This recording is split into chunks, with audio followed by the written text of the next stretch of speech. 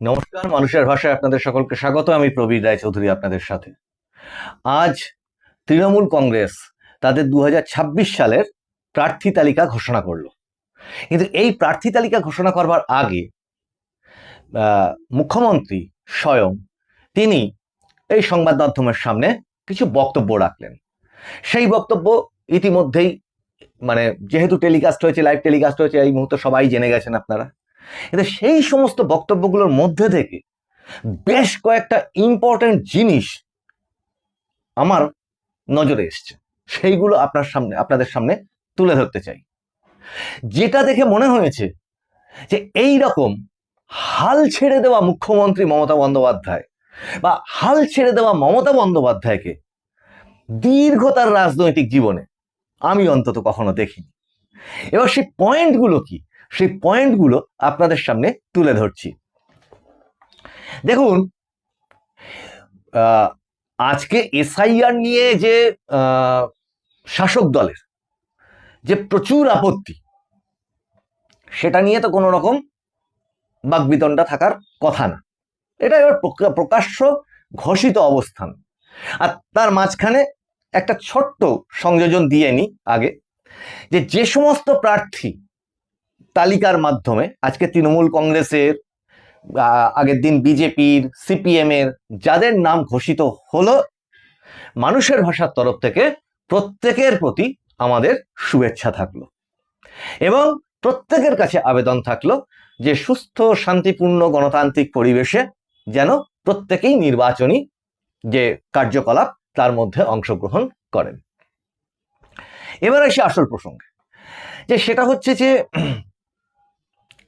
একটি এই যে এসআইআর প্রক্রিয়াতে তৃণমূল কংগ্রেসের যে বিরোধিতা, এটা নিয়ে কারোর কোনো রকম সন্দেহ নেই। সেই নিয়ে প্রচুর এপিসোড হয়েছে, প্রচুর মানুষ প্রচুর রকম বক্তব্য আছে। এখন সমস্যাটা রয়েছে কোথায়? পেন্ডিং লিস্ট, যেটা আন্ডার এডজুডিকেশন লিস্ট নিয়ে।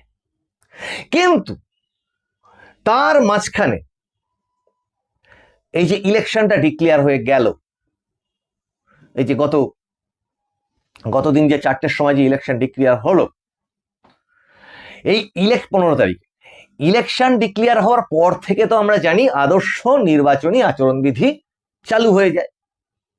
এবং যেটা দেখা গেছে যে নির্বাচন কমিশন একের পর এক কঠোর পদক্ষেপ নিয়ে একদম প্রথম স্টেপ যেটা নিয়েছে, মুখ্য সচিব এবং স্বরাষ্ট্র সচিবকে তাদের দায়িত্ব থেকে সরিয়ে দিয়েছে এবং বলে দিয়েছে যে নির্বাচনের কোনো কাজে, পশ্চিমবঙ্গের নির্বাচনের কোনো কাজে তাদেরকে রাখা যাবে না। এবার আর একটা অবস্থান সংবাদ মাধ্যমে শোনা যাচ্ছিল, সূত্র মারফত খবর ছিল যে রাজ্য সরকার তাদেরকে অন্য কোনো পোস্টে ট্রান্সফার করে দিতে পারে। কিন্তু তার মাঝখানেই খবর এলো যে স্বরাষ্ট্র সচিবকে নির্বাচন কমিশন এখানে রাজ্যেই না, একদম তামিলনাড়ুতে একটি কেন্দ্রে পর্যবেক্ষক হিসেবে নিয়োগ করে দিয়েছে।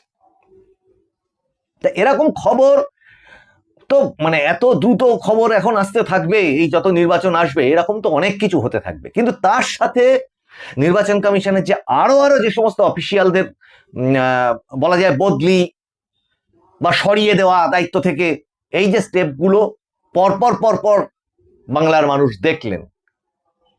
এবং তার একই সাথে গতদিন মুখ্যমন্ত্রীর ওই গ্যাসের যে মূল্যবৃদ্ধি নিয়ে যে অবস্থান, বিক্ষোভ টিক্ষোভ বা তার যে মিছিল, এই সমস্ত মাধ্যম দিয়েও তিনি যে বক্তব্য রেখেছিলেন, আজকের বক্তব্যটা একদম অন্যরকম মনে হল। আজকের বক্তব্যে মুখ্যমন্ত্রী যেটা বললেন, তার যদি টুকরো টুকরো অংশ আপনাদের সামনে তুলে ধরি, উনি তো ওনার ভাষায় বলেছেন, আমি তার সারমর্মটা আপনাদের সামনে যদি এইভাবে তুলে ধরি, যে উনি বললেন যে যখন তখন যাকে খুশি সরিয়ে দিচ্ছে, বাঙালি অফিসারদেরও সরিয়ে দিচ্ছে, নন বেঙ্গলি অফিসারদেরও সরিয়ে দিচ্ছে। এটা একটা গেল, ওর মধ্যে একটা বিভাজন থাকলো। অফিসার, সে ভারত সরকারের অফিসার, ভারতীয়, তার মধ্যে আবার বাঙালি অবাঙালি কি আছে? সরকারি ডিউটি সে একজন সরকারের কর্মচারী হিসেবে পালন করবে, তার আবার বাঙালি অবাঙালি কি হবে? যাকে উনি বলেছেন যা তার মতো। এর পরের অংশগুলো হচ্ছে আমার কাছে ইম্পর্টেন্ট লেগেছে। আচ্ছা, উনি কি এক প্রকার দায়িত্ব ছেড়েই দিলেন? মানে একরকম হয় না যে এটা আক্ষরিক অর্থে না, যেন মনে মনে পদত্যাগ করে দেওয়া মতো ব্যাপার। এবার উনি বললেন যে রাজ্যে যদি কোথাও আগুন লাগে কে সামলাবে, কোথাও যদি জল না পায় কে সামলাবে,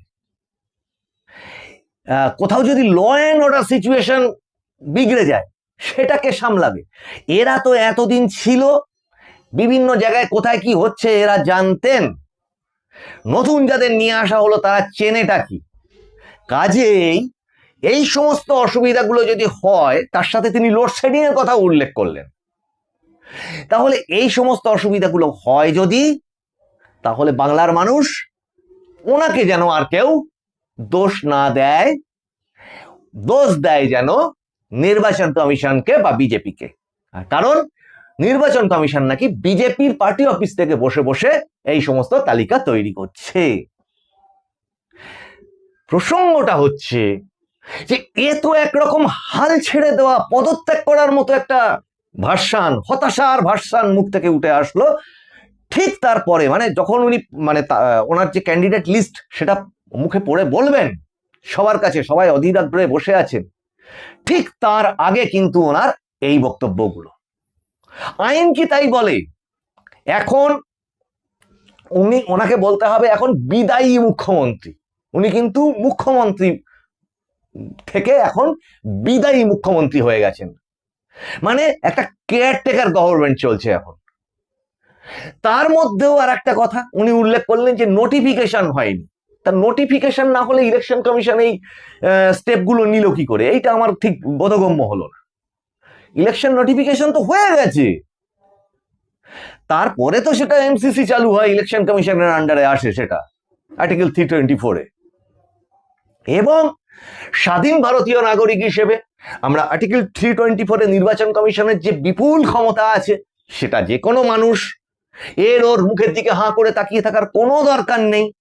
প্রত্যেকের ফোনে হাতে হাজার হাজার টাকা দিয়ে প্রতিটি বাড়িতে মানুষের হাতে এখন ফোন আছে, নেট আছে, গুগল আছে, একটু চেক করে নিলেই হয়।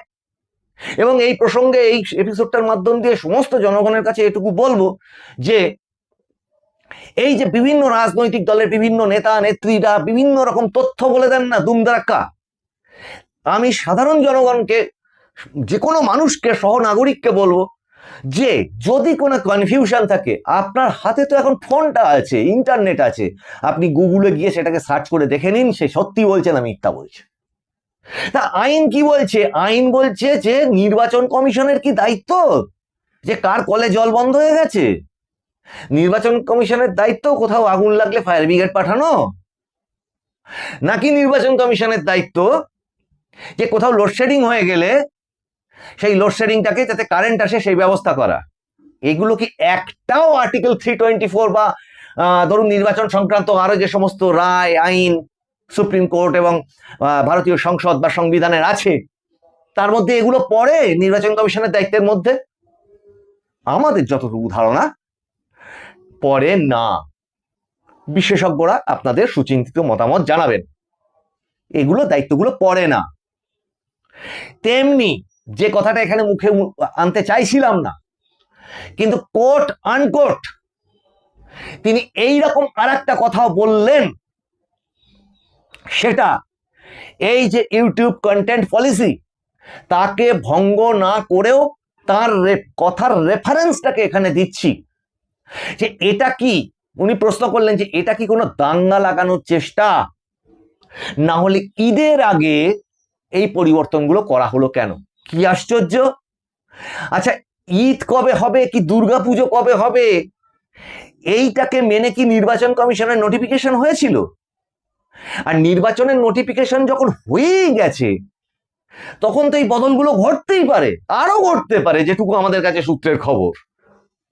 যে সমস্ত ইআরও এবং পুরনো যে সমস্ত পুলিশ অফিসার 2021 সালের ভোট পরবর্তী বিভিন্ন রকমের অশান্তির সঙ্গে মানে অশান্তিতে যারা স্টেপ নেয়নি বা বিভিন্ন রকম বেআইনি কার্যকলাপে জড়িত, নির্বাচন আমরা বলছি না, খোদ নির্বাচন কমিশনার তিনি যেদিন নির্বাচন ঘোষণা করছে, সারা ভারতবর্ষ, সারা পৃথিবীর মানুষ দেখছে, সেই দিনকে 10টা প্রশ্নের মধ্যে 8খানা প্রশ্ন ছিল পশ্চিমবঙ্গের নির্বাচন নিয়ে, এবং সেখানে তিনি সেইটার উল্লেখ করেছেন যে সেই লিস্ট তখন যারা যারা যেসব পুলিশ অফিসার ওইগুলো করেছিলেন বা যে সমস্ত আধিকারিকরা তার সাথে জড়িত ছিলেন, তার লিস্ট তাদের কাছে গিয়ে পৌঁছেছে এবং আইনানুগ ব্যবস্থা তারা নিতে চলেছেন।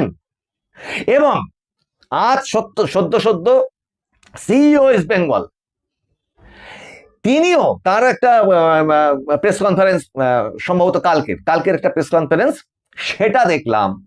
সেখানেও তিনি তার ওই একই অবস্থান নির্বাচন কমিশনের জানিয়েছে যে যদি কোনো রকম আধিকারিক কোনো রকম অসঙ্গতিমূলক কাজকর্ম করে তাহলে কিন্তু কঠোর ব্যবস্থা নেওয়া হবে। ভার্সনটা এই, যেটা সিইসি গণেশ কুমার, সেটা এখানকার সিইও। তাহলে এই কাজগুলো ওনারা করবেন না, মানে নির্বাচন কমিশন তাদের যে নর্মাল ডিউটি সেটা কি তারা করবেন না?